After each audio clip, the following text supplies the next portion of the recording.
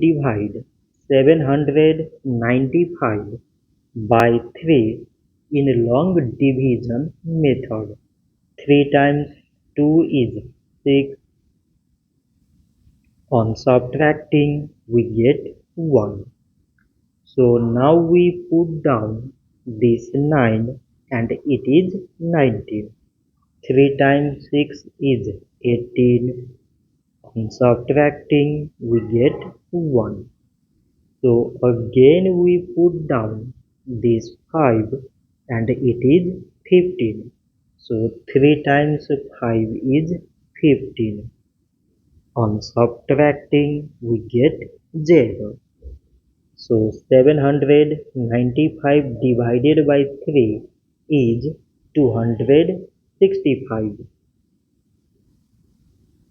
So this much for today and thanks for watching.